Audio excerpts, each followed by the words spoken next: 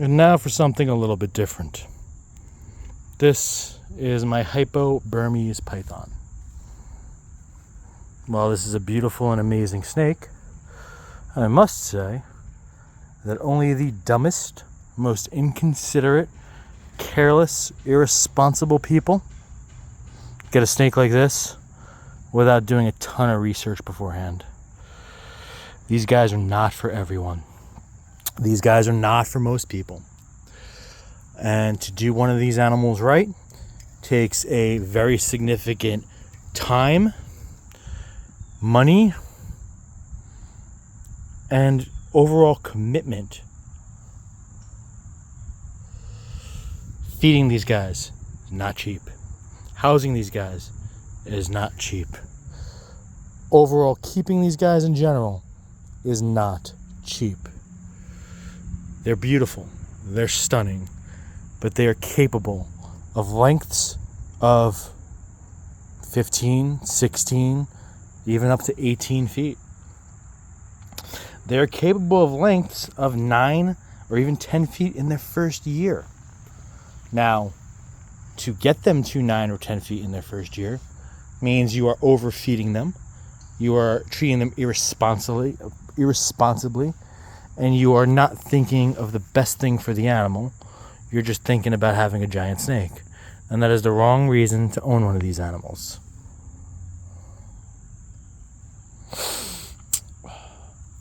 This one is about 4 feet. Hopefully, at the end of its first year, it'll be about 6 feet. And like I said, these guys can get in the teens. Not in the tens, in the teens. I don't think that made sense. I think I might have said something that makes no sense. But they get very large, is my point. They start out eating rats. They can move up to guinea pigs, rabbits, or even pigs. And if you think that's cheap because they eat once a month, rabbits run about $9 a pound. And a large snake, a 15, 16, 17 foot snake, it's not going to eat a 1 pound rabbit. It's not going to eat a 2 pound rabbit. It's going to eat a 6 pound rabbit, 7 pound rabbit, 8 pound rabbit, 10 pound rabbit. It's a lot of food. That said, this is a beautiful animal.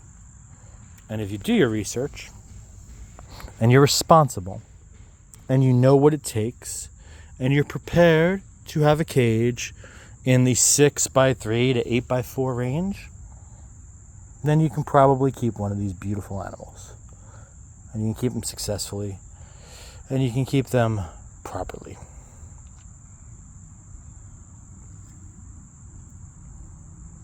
But there's a big difference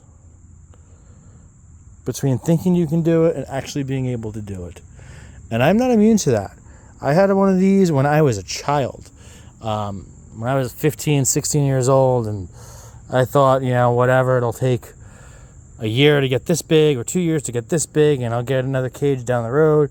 And I had a big, beautiful Burmese python in a inappropriate enclosure, and I had him in there for years, and he got big, and he got heavy, and he got too heavy, and he was not properly cared for, and things didn't work out, and eventually he passed.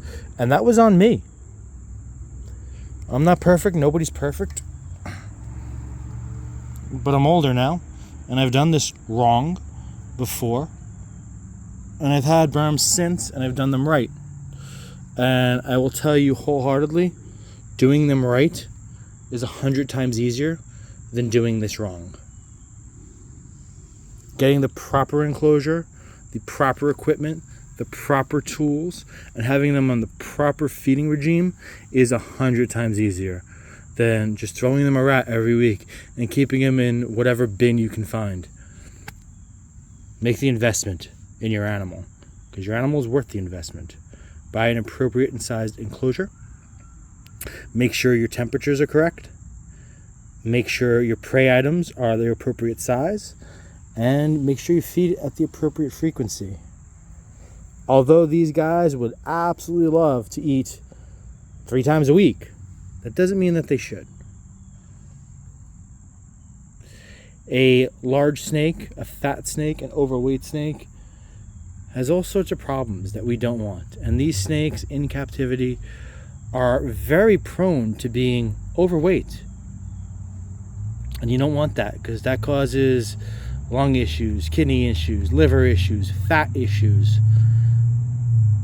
You don't want a giant snake just because it's a giant snake. You want a giant snake because they're beautiful and you appreciate them and you want to share your lives with them. These animals need, deserve, and absolutely should get your respect because they're amazing. And just because you want one of these animals, and I understand that because I've wanted these animals my whole life, and it took me losing an animal to finally do it correctly. And I've had a few in the past, and I've moved on from them, not because I wasn't caring for them properly, just because of situations in my life. I moved across the country a couple years ago, and they were illegal to cross state lines, so I couldn't bring them with me, so I had to let them go. But here I am, once again a homeowner, with the experience, the knowledge, and unfortunately the sad fact that I've done it wrong before, and I know what not to do, with another beautiful Burmese python. And they're great animals if they're the great animal for you. If they're not the right animal for you, they could be the worst pet on the planet. It's all about your personal situation. It's all about the kind of person, the kind of keeper you are and you want to be. You don't buy one of these animals and put them in an aquarium and think that they're not going to outgrow it, because they'll either outgrow it, and if they don't outgrow it, it's going to be because they died before they outgrew it. So yeah, this is not a large snake. This is a baby snake. There's a little redfoot over there. This is a baby snake. These guys get much larger. They're gorgeous. They're stunning. They're beautiful. But know what you're getting into, because this becomes gigantic in the blink of an eye.